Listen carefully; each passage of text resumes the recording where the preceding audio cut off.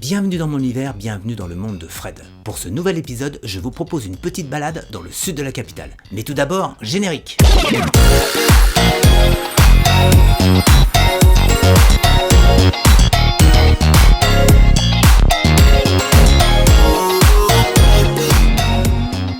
Vous ne me connaissez pas encore très bien, mais sachez que dès qu'il y a un rayon de soleil, j'adore marcher ou faire du vélo. Alors aujourd'hui, j'ai mis mes baskets et je vous emmène avec moi. Laissez-vous porter. C'est une image, hein. Bon, les trêves de plaisanterie, suivez-moi dans mes pérégrinations, vous n'allez pas le regretter.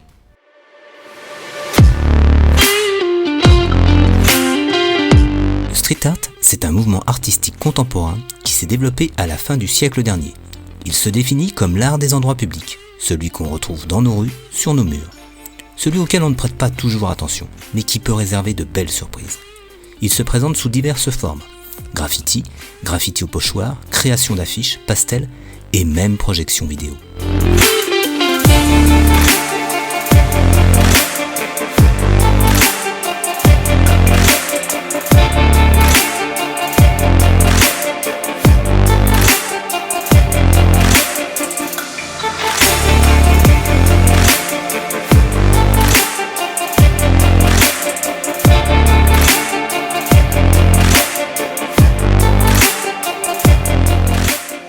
C'est en 2010 que Jérôme Coumet, maire du 13e arrondissement, sous l'impulsion de Mehdi Benchek, patron de la galerie Itinérance, installée dans ce même arrondissement, que se décident des concepts de parcours artistiques en plein air le long de la ligne 6 du métro aérien. Alors, en route pour la balade.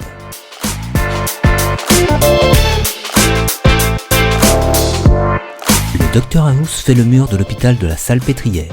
Le street artist Invader réalise ici sa plus grande mosaïque pixelisée.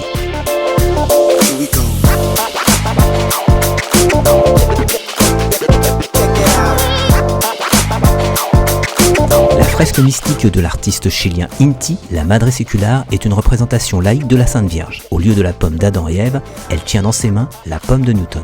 Dans son cou et sur ses gants, des étoiles et des planètes s'invitent comme sur une carte du ciel. Ces bijoux, faits de crâne, arborent eux les signes de toutes les religions. Cette Madone du savoir et de l'univers veut être un symbole de scepticisme. Dans son œuvre, Étreinte et lutte, Connor Harrington nous montre l'ambiguïté entre complicité et lutte.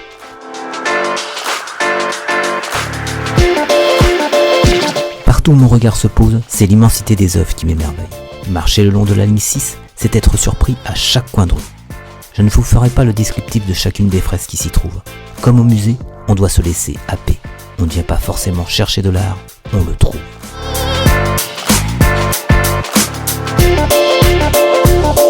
Dans ce coin du boulevard Auriol, nous sommes accueillis par une géante petite fille poursuivie par un robot. Derrière elle se trouve en grand le portrait réalisé par Jorge Rodriguez Guerrada de Pinel, médecin précurseur de la psychiatrie moderne. Dans la capitale de l'amour, D-Face nous donne avec ce couple son interprétation du souvenir de l'être aimé. Sur cette place, partout où mon regard s'échoue, il y a du beau. Mais il y a aussi la mémoire avec cette fresque de Shepard Fairey en hommage aux victimes des attentats de 2015. Mais poursuivons la visite de ce musée à ciel ouvert. D-Face nous propose ce portrait féminin qui nous défie du regard sur 25 mètres de haut et 15 mètres de large. Marcher, toujours marcher sans rien rater. Voilà la difficulté de ce périple.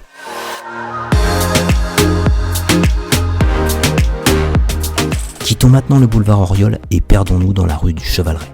Là encore, touche par touche, au détour d'une rue, d'un immeuble, les artistes animent la ville pour nous la rendre belle. Cette balade m'entraîne de surprise en surprise. Chaque recoin de ce quartier semble devoir être investi d'un message, d'une image, pour laisser notre esprit vagabonder. Je me perds à plaisir sous ce tunnel qui me promet sous peu la confrontation avec le lémurien géant de Bordalo 2.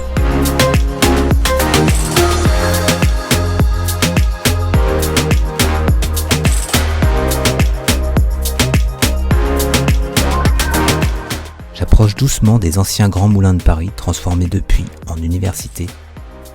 Là encore, tout est art.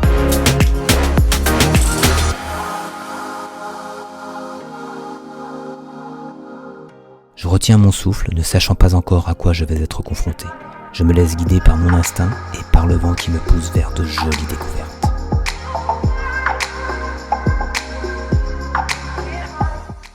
Pas encore rassasié, bien décidé à en voir plus, j'avance tranquillement vers la rue du Moulinet, dans l'autre partie du 13e. Ici, les amoureux de jeux vidéo vont avoir une belle surprise.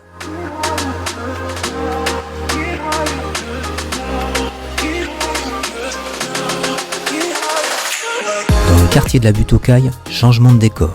Fini les barres d'immeubles, le street art se fait plus intimiste, plus tendre même. Chaque mur semble dédié à la poésie, à la couleur de la vie qui s'étire sagement dans le calme des rues pavées. De bonnes intentions. Passer sa journée à flâner, le nez en l'air, voilà ce que propose cet arrondissement parisien. Ce n'est pas le seul bien entendu, mais celui-ci semble comme dédié à l'art de la rue.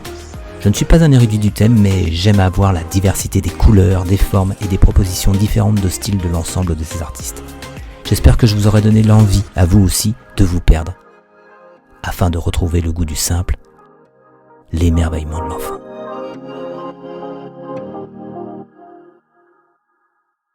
Alors j'espère que cette découverte du 13e arrondissement vous a plu. Si c'est le cas, n'oubliez pas le petit pouce en l'air qui fait plaisir, de vous abonner à la chaîne et d'activer la cloche de notification.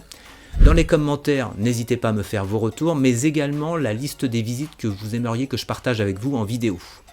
Je voulais également vous remercier pour tous vos encouragements, cela me fait vraiment très chaud au cœur. Mais pour l'instant, je vous dis à la semaine prochaine pour toute autre chose. Portez-vous bien, bye bye.